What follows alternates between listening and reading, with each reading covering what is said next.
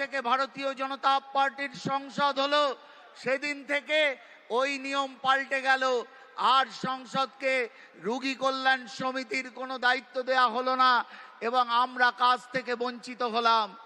বন্ধু, আপনারা সকলেই জানেন কিভাবে প্রধানমন্ত্রী 2014 সাল থেকে ভারতবর্ষকে এগিয়ে নিয়ে যাচ্ছেন।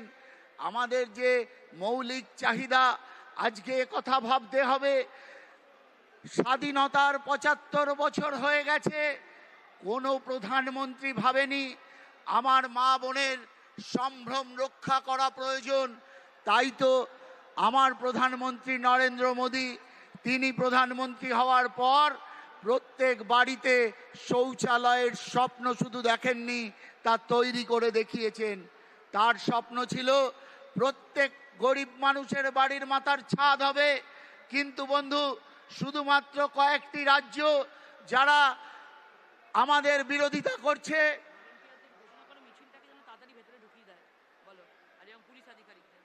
তাদের আমরা বলছি যে সেই স্বপ্ন সাকার হতো। কিন্তু বেশিরভাগ যারা বিরোধী শাসিত রাজ্য আছে, তাদের লোকেদেরকে দেখা যাচ্ছে শুধুমাত্র নিজেদের লোকেদের এই প্রকল্পের সুবিধা দিচ্ছে, আসল মানুষ পাচ্ছে না। আমি পুলিশ প্রশাসনের আধিকারিকদের জানাচ্ছি, অনেক বড় মিছিল আসছে, মিছিলকে ভেতরে ঢোকবার সুযোগ করে দিন। আপনারা আরো সরলভাবে তাদেরকে ভেতরে আসতে দিন। ভলেন্টিয়াররা যারা সামনে আছেন, তারা মিছিলগুলোকে ভেতরে ঢোকবার জন্য সহযোগিতা করুন। বন্ধু, শুধু বাসস্থান নয়, আমার প্রধানমন্ত্রী বিশ্বের দরবারে নজির সৃষ্টি করেছেন। ভারতবর্ষ বিরাট সংখ্যার দেশ, সেই দেশে প্রতিটা মানুষের খাদ্যের সুরক্ষা করেছেন। 80 কোটি ভারতবাসী খাদ্য সুরক্ষার আওতায় আছে। কোভিডের পর থেকে বিনে পয়সায় 5 কেজি করে রেশন পাচ্ছে। শুধু তাই নয়, তিনি ঘোষণা করেছেন 2024 সালের পর থেকেও 5 বছর 29 সাল অবধি 5 কেজি রেশন বিনে পয়সায় দেয়া হবে। তারপর স্বাস্থ্যতেও দেখুন, আয়ুষ্মান ভারতের মাধ্যমে প্রতিটা গরিব মানুষ, গরিব পরিবারকে 5 লক্ষ টাকা স্বাস্থ্য বিমা দিয়েছেন। কিন্তু আমাদের দুর্ভাগ্য, আমাদের মুখ্যমন্ত্রী পশ্চিমবঙ্গে ঢুকতে দিচ্ছেন না। শুধু ঢুকতে দিচ্ছেন না তাই নয়, আমরা এও দেখতে পাচ্ছি তিনি যে স্বাস্থ্য সাথীর কার্ড করেছে, সেটা নিয়ে কোনো বেসরকারি হসপিটালে যান, এক হয় ঘাত ধাক্কা দিয়ে বের করে দেবে, না হলে আপনার এমন একটা সময় ধার্য করবে যে সময় আপনারা অপেক্ষা করতে গেলে আপনার চিকিৎসা ইহলোকে হবে না, পরলোকে হবে। আচ্ছা, যারা শেডের বাইরে আছেন সকলকে আহ্বান করছি, এখনো সামনে জায়গা আছে, আপনারা আস্তে আস্তে এগিয়ে আসুন, আপনারা শেডের নিচে বসুন যাতে কোনো অসুবিধা না হয়। বন্ধু, আবার শেষবারের মতো বলছি, যে লক্ষ্মীর ভাণ্ডারকে সামনে নিয়ে আজকে শাসক দল ভোট করতে চাইছে, একবার ভেবে দেখুন, একবার ভোট দেওয়ার আগে ভাববেন ওই সন্দেশখালীর মা বোনেদের কথা, যাদেরকে কিনা রাত 12টার সময় পিঠে করতে ডেকে পাঠাতে হতো পার্টি অফিসে এবং তাদের সম্ভ্রম তারা লুট করত ওই তৃণমূলের নেতারা। আজকে ভাবতে হবে কাদেরকে ভোট দেবেন। আমার পশ্চিমবঙ্গের মা বোনেদের ইজ্জতের দাম কি শুধুমাত্র 1000 টাকা হতে পারে? তাই নিজের ভোট দেওয়ার আগে একবার ভাববেন কাদেরকে সামনে আনতে চান। এটা কোনো আঞ্চলিক রাজ্যের ভোট নয়, ভারতবর্ষের ভোট। এ কথাটা মাথায় রাখা দরকার। 2014 সালের পর ভারতবর্ষের কোনো সেনার গলা কেটে পাকিস্তান নিয়ে যায়নি। আজকে বরঞ্চ পাকিস্তান ভাবছে তার কোন প্রদেশটা ভারতের সাথে যুক্ত হয়ে যাবে,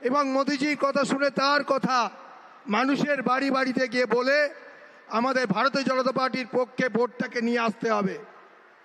এই চোর তৃণমূলের বিরুদ্ধে, এই চিটিংবাজ তৃণমূলের বিরুদ্ধে, এই কয়লা চোর, বালি চোর, চাল চোর, শিক্ষা চোর, এই যে দুর্নীতিগ্রস্ত সরকার, সেই তৃণমূল সরকারকে উৎখাত করতে আমাদের শপথ নিতে হবে। আর নয় পশ্চিমবঙ্গে তৃণমূল, এবার শুধুই পশ্চিমবঙ্গে বিজেপি। বিজেপি ছাড়া কোনো উপায় নেই। মানুষের অধিকার যদি ফিরে দিতে হয় তাহলে বিজেপিকেই ভোট দিতে হবে। এবং আমাদের স্লোগান হবে, বুথে বুথে চলো, বিজেপিকে ভোট দাও। নরেন্দ্র মোদী সরকারকে, নরেন্দ্র মোদীকে আরও একবার প্রধানমন্ত্রী করতে উৎসাহিত করুন। এই বলে আমি আমার সংক্ষিপ্ত বক্তব্য শেষ করছি। বন্দের মাতরম, ভারত মাতা কি জয়।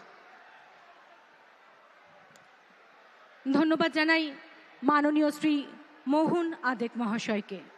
এখন আমাদের মাঝে বক্তব্য রাখবেন ভারতীয় জনতা পার্টির বর্ষিয়ান কার্যকর্তা মাননীয় শ্রী রাজকমল পাঠক মহাশয়। মাননীয় শ্রী রাজকমল পাঠক মহাশয়কে আমি আমন্ত্রণ জানাচ্ছি।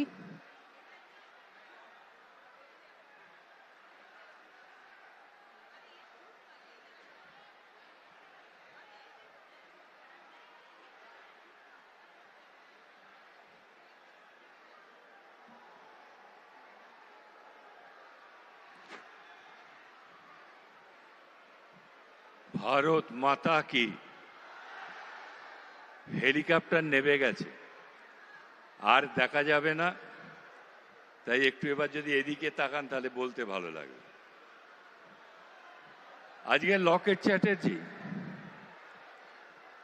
এবং কবির শঙ্কর বোসের সমর্থনে এই জনসভা। আপনারা অনেক দূর থেকে কষ্ট করে এই রোদে পুড়ে এসেছেন এখানে। মোদিজি মঞ্চে উঠবেন তখন সামনাসামনি দেখতে পাবেন। এখন দু একটা কথা বলি, যদি আপনারা শোনেন। দিদি ভাই ভয় পেয়ে গেছে। দিদি ভাই ভয় পেয়ে গেছে কেন? তার কারণ দিদি ভাইয়ের দলে যারা খারাপ লোক ছিল তারা একে একে জেলে ঢুকে যাচ্ছে, আর যারা ভালো লোক ছিল তারা একে একে বিজেপিতে চলে আসছে। তাই দিদিভাই খুব চিন্তায় পড়ে গেছে। দিদিভাইয়ের যিনি স্পোক্স পার্সন ছিলেন বা সাধারণ সম্পাদক ছিলেন, সেই কুণাল ঘোষ, তাপস রায় যিনি তৃণমূল ছেড়ে বিজেপিতে এসে গেছেন, তার সঙ্গে একই মঞ্চে উঠে কুণাল ঘোষ বলছেন তাপস রায় যোগ্য ক্যান্ডিডেট, সুদীপ বন্দ্যোপাধ্যায় নয়। তাই দিদিভাই ভয় পেয়ে গেছে। দিদিভাই নিজের দলের ওপর বিশ্বাস করতে পারছে না। তাই দিদিভাই পশ্চিমবাংলাটা চালাচ্ছে কাদের দিয়ে? পুলিশ প্রশাসনকে দিয়ে। এবার দিদির ভাইয়েরা গিয়ে বলছে পুলিশও আর কথা শুনতে চাইছে না। তার কারণটা কি?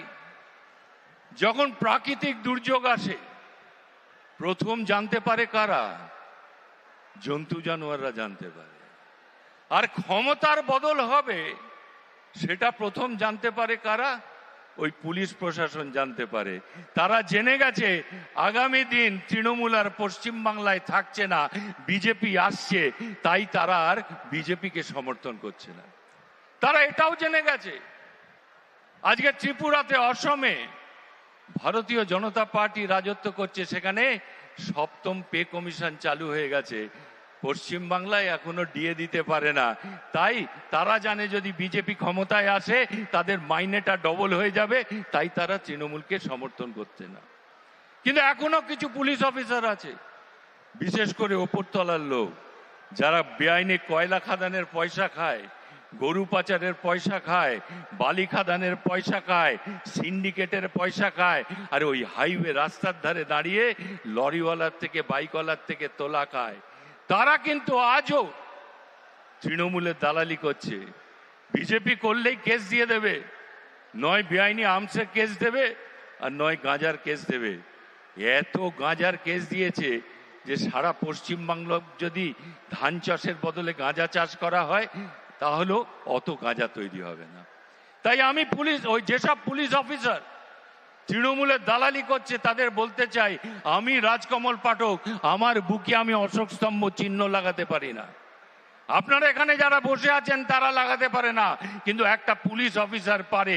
তাই তাদের আমি অনুরোধ করি, যারা তৃণমূলের দালালি করছে, যদি তৃণমূলের দালালি করতে হয় ওই অশোক স্তম্ভ চিহ্নটা, ওটার অনেক ইজ্জত। ওটা তৃণমূলের দালালি করতে যাবার আগে বাড়ির ঠাকুর ঘরে খুলে রেখে বুকে ঘাস ফুলে চিহ্ন লাগিয়ে তবে ডিউটি করতে যেতে।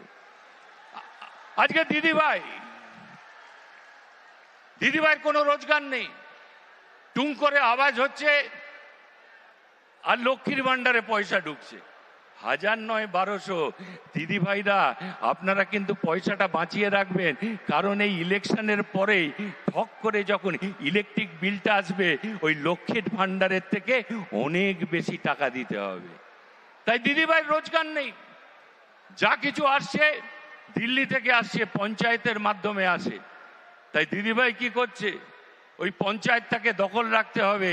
তাই গত পঞ্চায়েতে 20,000 আসনে দিদিভাই বিরোধীদের সিট দিতে দেয়নি, প্রার্থী দিতে দেয়নি। আর কি করেছিল, সিপিএম শিখিয়েছিল কিভাবে বুথ দখল করতে হয়, আর তৃণমূল এসে শিখিয়েছে কিভাবে কাউন্টিং হলটা দখল করতে হয়। কারণ ওই পঞ্চায়েতটা যদি হাত দখল রাখা না যায়, তাহলে 6 ইঞ্চির রাস্তাটা 4 ইঞ্চি বানিয়ে 2 ইঞ্চির পয়সাটা পকেটে ঢোকানো যাবে না। মোদিজি বলেছেন প্রত্যেকের মাথার ওপর, ভারতবর্ষের প্রত্যেকের মাথার ওপর বাড়ির ছাদ হবে। সেটার নাম কি? প্রধানমন্ত্রী আবাস যোজনা।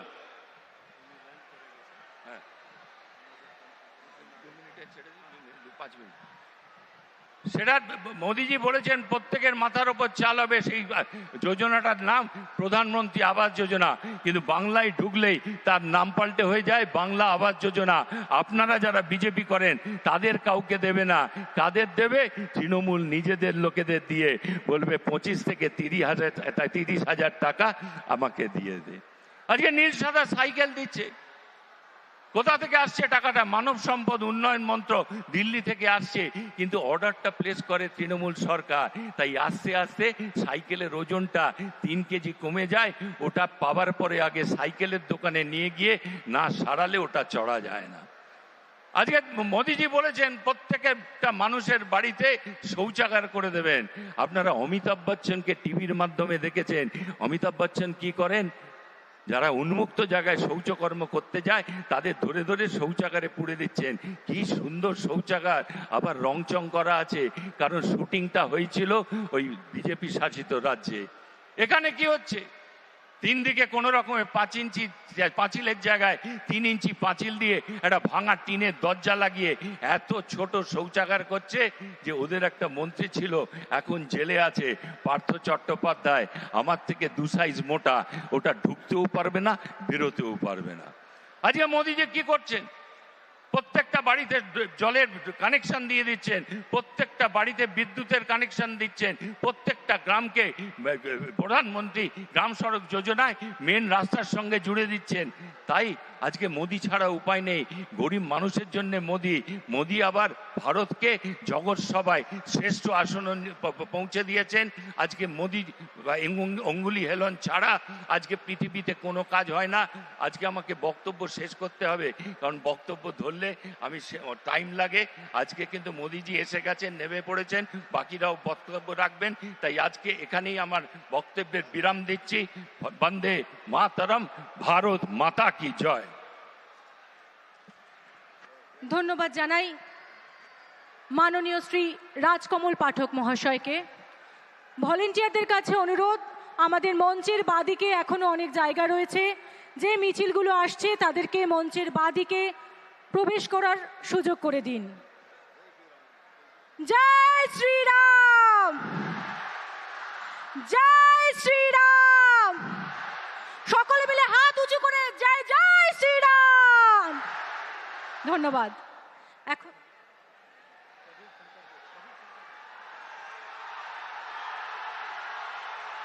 মোদিজি স্বাগতম। সকলে মিলে মোদি মোদি মোদি মোদি মোদি মোদি মোদি মোদি মোদি।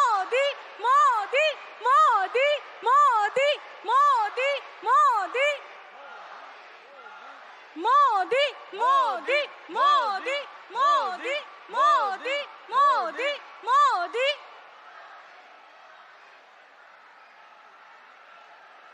আমাদের মাঝে এসে উপস্থিত হয়েছেন আমাদের সকলের প্রিয় 140 কোটি দেশবাসীর অভিভাবক মাননীয় শ্রী নরেন্দ্র দামোদর দাস মোদী মহাশয়।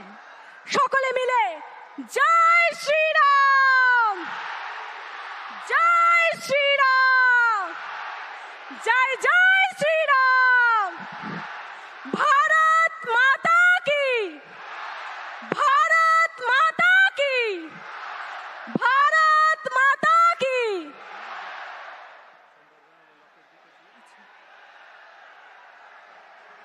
মাননীয় প্রধানমন্ত্রীজিকে আমাদের হুগলি লোকসভা কেন্দ্রের প্রার্থী মাননীয়া শ্রীমতী লকেট চ্যাটার্জি মহাশয়া সম্বর্ধনা জ্ঞাপন করবেন হুগলি জেলার প্রসিদ্ধ জুট শিল্পে।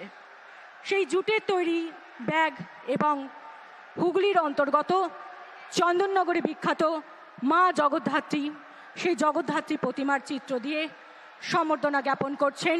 সকলের কাছে করতালি, একই সাথে মোদি মোদি। একদম ধন্যবাদ জানাই। এরপর সম্বর্ধনা জ্ঞাপন করবেন শ্রীরামপুর লোকসভার প্রার্থী মাননীয় কবির শঙ্কর বোস মহাশয়। শ্রীরামপুর মহেশের জগন্নাথের চিত্র মাননীয় প্রধানমন্ত্রীজির হাতে তুলে দিয়ে সম্বর্ধনা জ্ঞাপন করছেন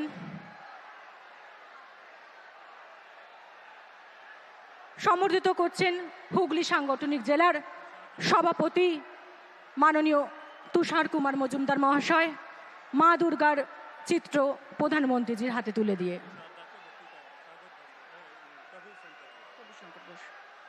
এখন আমাদের মাঝে বক্তব্য রাখবেন শ্রীরামপুর লোকসভার প্রার্থী মাননীয় কবির শঙ্কর বোস মহাশয়।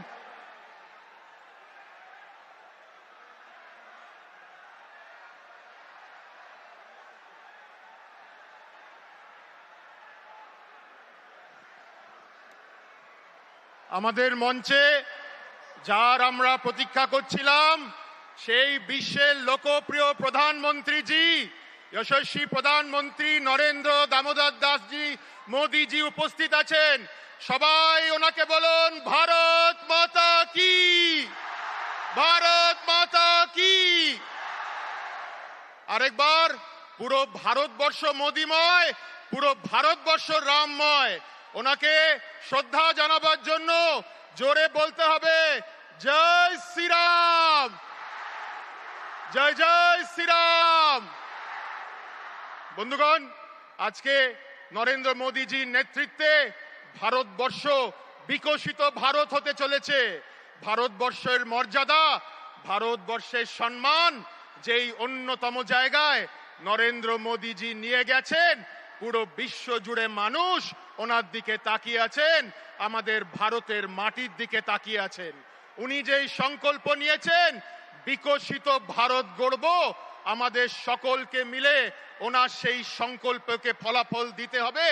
তাই জন্য আগামী দিন, ভোটের দিন পদ্ম ফুলে ভোট দিয়ে এবার যেই মানুষ, ভারতের মানুষ যেই সংকল্প নিয়েছে 400-র বেশি সিট নিয়ে মোদিজিকে এবং ভারতীয় জনতা পার্টিকে জয়যুক্ত করতে হবে। আমরা যার জন্য অপেক্ষা করছি উনি মঞ্চে আছে। আমি বেশি আমার বক্তব্য বিলম্ব করব না।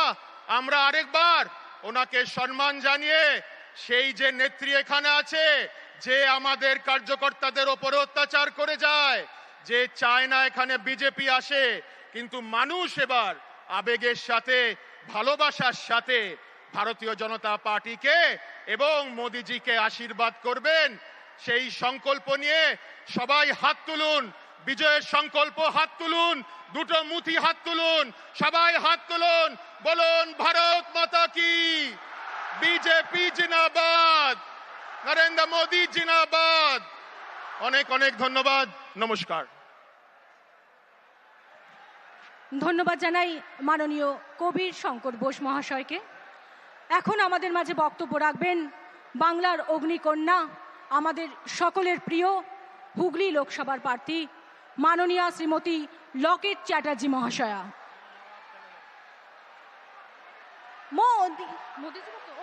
আমাদের মাঝে এখন বক্তব্য রাখবেন মাননীয় শ্রী নরেন্দ্র মোদীজি।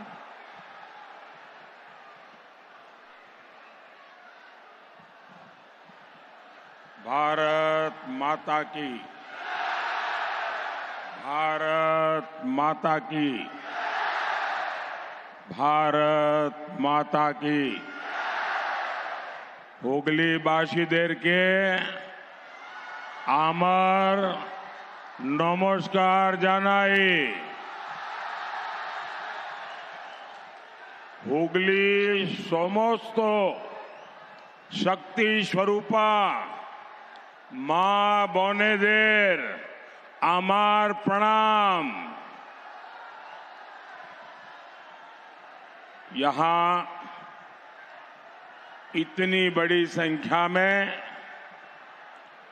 माताएं बहनें भी आई हैं। मैं आप सभी का बहुत बहुत आभारी हूं। साथियों,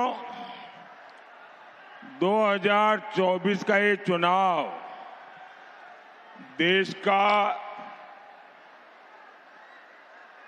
नेतृत्व चुनने का चुनाव है और देश का आशीर्वाद सिर्फ और सिर्फ भाजपा के साथ है। देश का भरोसा, देश के आशीर्वाद भाजपा पर, कमल पर और मोदी पर है।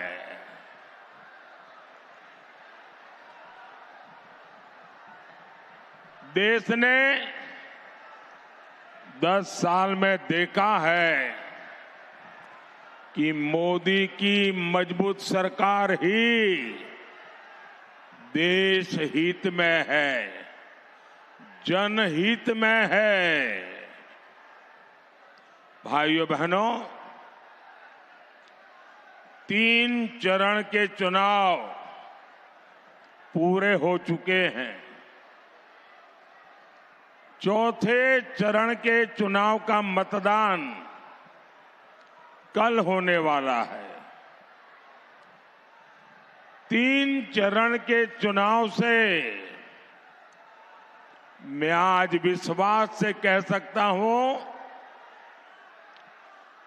कि भारतीय जनता पार्टी और एनडीए 400 पार करके ही रहेंगे। अब 400 पार ये नारा नहीं है, ये 400 पार देश के कोटि कोटि लोगों का संकल्प बन गया है। और पहले 3 चरण में अभूतपूर्व समर्थन देने के लिए मैं सभी मतदाताओं का हृदय से आभार व्यक्त करता हूं। भाइयों बहनों, भाजपा एनडीए को तो 400 पार आप करा ही देंगे, लेकिन इस चुनाव में लिख के रखिए, ये कांग्रेस के जो शहजादे हैं ना, ये कांग्रेस के शहजादे, उनकी जितनी उम्र है कांग्रेस को उससे भी कम सीटें मिलने वाली है। साथियों, ये जो मूड है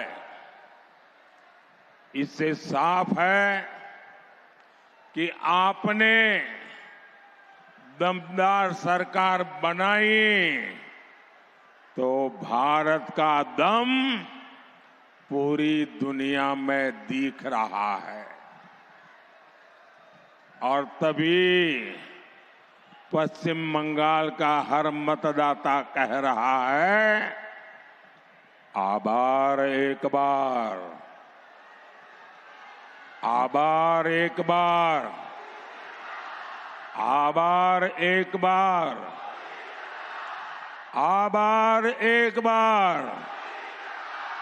भाइयों और बहनों, सामान्य तौर पर हमारे परिवार में जो बड़ा होता है उसकी इच्छा होती है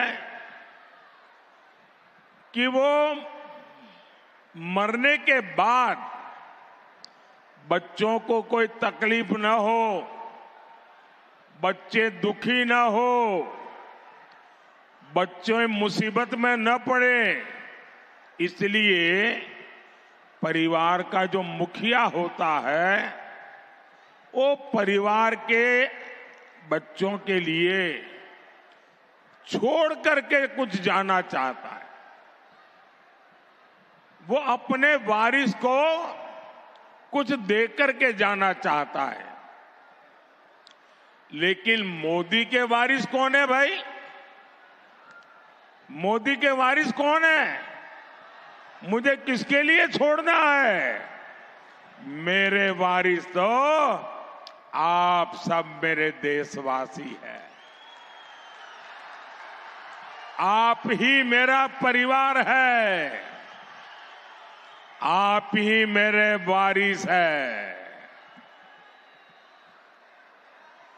आपके अलावा इस दुनिया में मेरा कुछ भी नहीं है। और इसलिए मैं भी जैसे परिवार का मुखिया अपने बच्चों के लिए कुछ छोड़ करके जाना चाहता है, वैसे मैं भी मेरे इस परिवार के सब बच्चों के लिए विकसित भारत बना करके उनके हाथ में देना चाहता हूं। विकसित भारत उनके हाथ में दे करके जाना चाहता हूं। वहीं दूसरी तरफ टीएमसी को देखिए और पार्टियों को देखिए, वो सारे के सारे लोग देश की जनता को, आपको लूटने में ही लगे हैं। ये अपने वारिसों के लिए बंगले बना रहे हैं, महल बना रहे हैं, तो मोदी भी तो कम नहीं है। अगर वो अपने वारिस के लिए बना रहे हैं तो मैं भी तो मेरे वारिस के लिए बना रहा हूं। और मैं मेरे वारिस के लिए क्या बना रहा हूं? अब तक मेरे वारिस गरीबों के 4 करोड़ पक्के घर बना दिए। मुझे वारिस को कुछ देना चाहिए ना। और 3 करोड़ पक्के घर और बनाने वाला हूं। मोदी हर घर जल मिशन चला रहा है।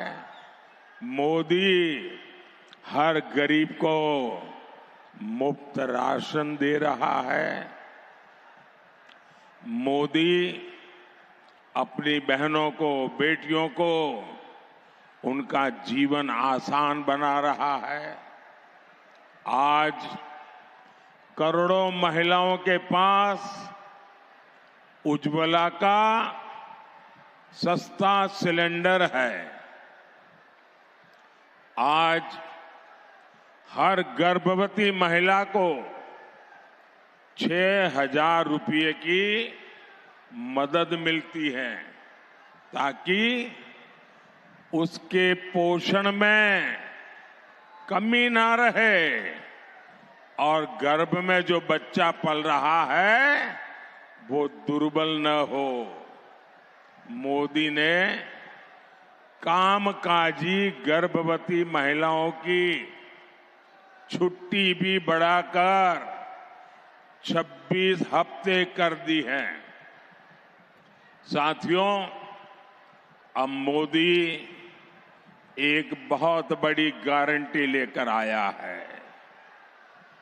मोदी देश की 3 करोड़ बहनों को लखपति दीदी बनाना चाहता है। स्वयं सहायता समूह से जुड़ी बहनों को हम नई ट्रेनिंग देकर आत्मनिर्भर बना रहे हैं। मैंने नमो ड्रोन दीदी योजना से बहनों को ड्रोन पायलट बनाने का काम भी शुरू किया है। इससे खेती में आप जैसी बहनें ड्रोन क्रांति की लीडर बन रही है। साथियों, बहनों की एक बड़ी चिंता बिजली के बिल के लेकर होती है। यहां 2 सज्जन 2 कोने में चित्र बना करके लाए हैं और कब से हाथ ऊपर करके खड़े हैं। आपका हाथ दुख को पेन होगा भैया, लेकिन आप इतने प्यार से लाए हैं और वो भी मेरी मां का चित्र बना के लाए हैं। और पश्चिम की दुनिया आज मदर्स डे मनाती है। हम भारत के लोग तो 365 दिन मां की भी पूजा करते हैं, दुर्गा मां की भी पूजा करते हैं, काली मां की भी पूजा करते हैं और भारत माता की भी पूजा करते हैं। मैं एसपीजी के लोगों को कहूंगा, ये 2 सज्जन जो बना के लाए, आप पीछे अपना नाम पता लिख लेना। मैं जरूर आपको चिट्ठी भेजने का प्रयास करूंगा। तुरंत तो नहीं होगा, थोड़े दिन के बाद करूंगा। तो एसपीजी के लोग ये दोनों मेरी मां की तस्वीर बना के लाए हैं। आप दोनों का मेरी तरफ से बहुत बहुत धन्यवाद। बहुत बहुत धन्यवाद भैया। एसपीजी के लोग आएंगे, उनको दे देना। साथियों, मोदी आपके लिए एक ऐसी योजना लाया है और ये आप जरूर सुनिए। मोदी आपके लिए एक ऐसी योजना लाया है जिसमें डबल मुनाफा है।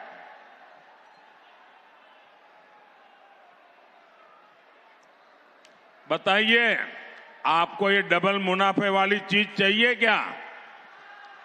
डबल मुनाफा वाली चीज चाहिए क्या? डबल मुनाफा बताऊं? मैं बताऊं क्या है?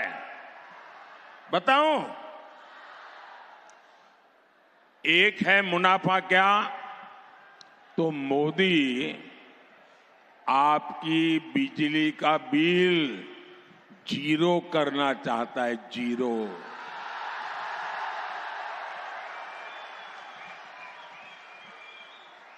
दूसरा, मोदी आपके बिजली बेच करके आप पैसे कमा सके, होम इंडस्ट्री चला सके, ऐसे डबल मुनाफे वाली स्कीम लेकर के आया है।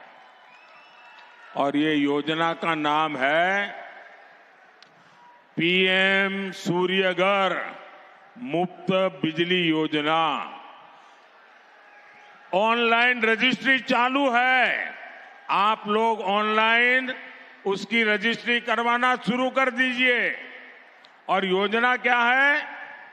मोदी सरकार आपको घर की छत के ऊपर सोलर पैनल लगाने के लिए 75,000 रुपीज 75,000 रुपया देगी। फिर आप बिजली पैदा करेंगे, घर में जीरो बिल से उपयोग करेंगे। जो अतिरिक्त बिजली है वो बेच करके कमाई करेंगे। डबल मुनाफा हुआ कि नहीं हुआ? हुआ कि नहीं हुआ? और अगर कोई परिवार, मिडिल क्लास का परिवार ट्रिपल मुनाफा लेना चाहता है तो भी मैं तैयार हूं। मैं बताऊं ट्रिपल मुनाफा कैसा? डबल मुनाफे के साथ साथ ट्रिपल मुनाफा। देखिए, आज आपको स्कूटी में, स्कूटर में, कार में पेट्रोल डीजल का खर्चा होता है। अगर आपके पास इलेक्ट्रिक व्हीकल है तो ये जो बिजली पैदा होगी ना घर में, उस बिजली से आप अपना स्कूटी, स्कूटर, मोटर उसको चार्जिंग भी कर सकते हैं। और आप कोलकाता में कहीं पर भी जाना है तो मुफ्त में आपका ट्रैवलिंग भी हो जाएगा, पेट्रोल का बिल भी जीरो हो जाएगा। साथियों, आप लोग मुझे बोलने दीजिए, मुझे परेशान मत कीजिए। आप लोग बैठिए, आप लोग बैठिए, प्लीज बैठिए आप। साथियों, विकास के लिए भाजपा के प्रयासों के बीच टीएमसी अपने काम में बिजी है। और उसके काम क्या है? टीएमसी का काम क्या है? टीएमसी के नेताओं का काम क्या है? गोंडो गोलो जोमी दखोल, गोंडो गोल ओ जोमी दखोल। यहां माफिया राज चल रहा है। मोदी कहता है हर घर जल। मोदी क्या कहता है? हर घर जल। मोदी क्या कहता है? आप जरा बोलिए, मोदी क्या कहता है? मोदी क्या कहता है? और टीएमसी कहती है हर घर बम। मोदी कहता है हर घर जल और टीएमसी कहती है हर घर बम। कुछ दिन पहले ही एक बम फट गया और बच्चों का जीवन चला गया। माताओं, बहनों, बेटियों का तो यहां जीवन मुश्किल हो गया है। संदेश खाली में ये क्या कर रहे हैं, ये पूरा देश देख रहा है। टीएमसी संदेश खाली में हर हथकंडा इस्तेमाल कर रही है, लेकिन मैं आप सभी को गारंटी देता हूं, टीएमसी का कोई भी अत्याचारी, टीएमसी का कोई भी अत्याचारी बच नहीं पाएगा। साथियों, टीएमसी ने बंगाल के युवाओं के साथ विश्वासघात किया है। टीएमसी ने बंगाल के युवाओं का भविष्य बेच दिया है। टीएमसी ने बंगाल के माताओं के, बंगाल के बाप के, बंगाल के मां बाप के सपने बेच दिए हैं। टीएमसी के पेपर लीक और भर्ती माफिया ने सबको तबाह कर दिया है। आज देखिए, इनके बड़े बड़े नेता, इनके बड़े बड़े मंत्री और मुख्यमंत्री जी के खास सिपा सालार सारे के सारे जेल में पड़े हैं कि नहीं पड़े हैं। और मेरे बंगाल के भाइयों बहनों, पूरा देश चौंक गया। इनके नेताओं के घरों से नोटों के पहाड़ निकले हैं, पहाड़, रुपयों के पहाड़। इस विश्वासघात की आप टीएमसी को सजा देंगे कि नहीं देंगे? सजा देंगे कि नहीं देंगे? कड़ी से कड़ी सजा देंगे? उनको ये सजा बराबर की देंगे? क्या टीएमसी को बंगाल में एक भी सीट जीतने का हक है क्या? एक भी सीट जीतने का हक है क्या? उनकी सारी की सारी सीटें पराजित होगी कि सबको घर भेज देंगे क्या? भाइयों और बहनों, हमारे किसान हो, हमारे नौजवान हो, ये विकसित भारत की बहुत बड़ी ताकत है। पीएम किसान सम्मान निधि से करीब 350 करोड़ रुपए, 350 करोड़ रुपए हुगली जिले के किसानों के खाते में जमा हुए हैं। अब भाजपा ने आलू और प्याज किसानों के लिए बहुत बड़ी घोषणा की है।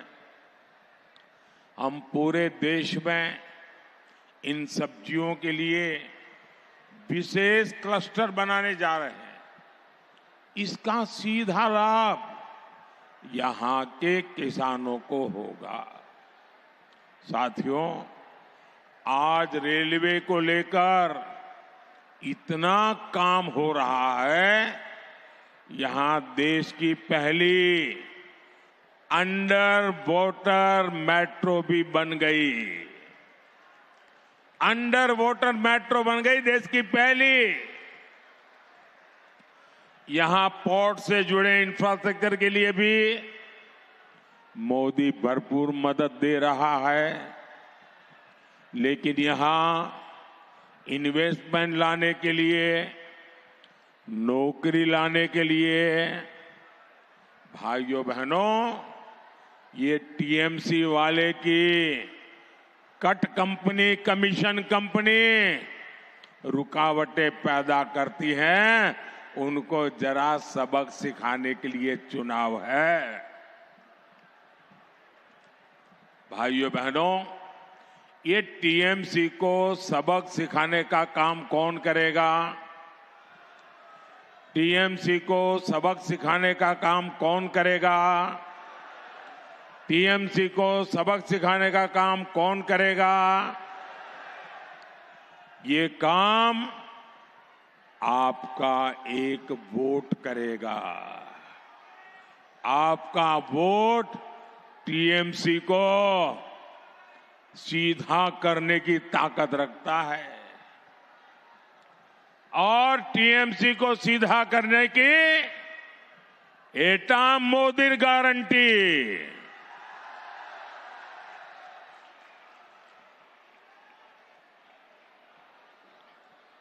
भाइयों और बहनों, किसी जमाने में ये झूठ की राजधानी उद्योगों की राजधानी थी, लेकिन पहले कांग्रेस, वाम और फिर टीएमसी ने मिलकर सब तबाह कर दिया। आज भाजपा मेक इन इंडिया पर बल दे रही है, लेकिन टीएमसी ब्रेक इन इंडिया का नारा लगा रही है। टीएमसी समाज को तोड़ रही है, टीएमसी कानून को तोड़ रही है, टीएमसी एकता को तोड़ रही है। साथियों, ये धरती रामकृष्ण परमहंस और लाहिड़ी महाशय के व्यक्तित्व से प्रेरणा पाती है, लेकिन तुष्टीकरण की जिद में कांग्रेस और टीएमसी जैसी पार्टियां आपकी भावनाओं की भी परवाह नहीं करते। ये कैसी पार्टियां हैं, आप कल्पना कर सकते हैं क्या? ये दल इतने वोट के भूखे हैं, इतने सत्ता के भूखे हैं और वोट बैंक से इतने दबे हुए हैं कि लोग राम मंदिर बनने से भी बहुत गुस्से में है।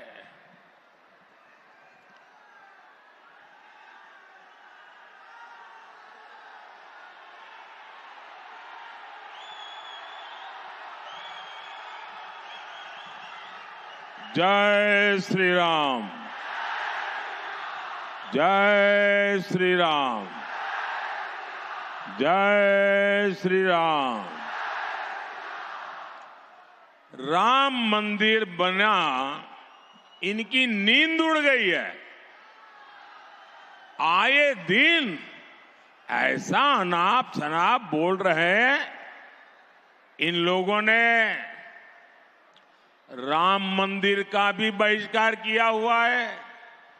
अरे 500 साल तक जिस राम मंदिर के लिए हम सबके पूर्वजों ने संघर्ष किया, हमारे पूर्वजों की आत्मा ये आपके कारनामे देख रही है। और ये टीएमसी कांग्रेस वाले कम से कम आपके पूर्वजों के त्याग, तपस्या, बलिदान, उसका तो अपमान मत करो। अपने ही देश की विरासत का बहिष्कार, भगवान राम का बहिष्कार, ये बंगाल की संस्कृति नहीं है। मेरा बंगाल ऐसा नहीं है। मां माटी मानुष की बात करने वाली पार्टी आज वोट बैंक के लिए बंगाल का भी अपमान कर रही है और अपनी विरासत का भी अपमान कर रही है।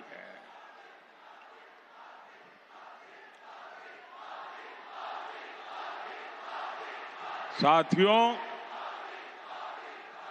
ये चुनाव पश्चिम बंगाल समेत पूरे देश का भविष्य तय करेगा। इस चुनाव में ये बहुत महत्वपूर्ण है कि आपका कीमती वोट बर्बाद ना हो। टीएमसी आज जितनी सीट पर लड़ ही नहीं रही कि वो सरकार तो क्या विपक्ष में भी कुछ नहीं कर सकती है। कांग्रेस या लेफ्ट को वोट देने से भी आपका वोट बर्बादी होगा। सिर्फ बीजेपी को दिया आपका वोट देश में एक मजबूत स्थिर सरकार बना सकता है। इसलिए हुगली से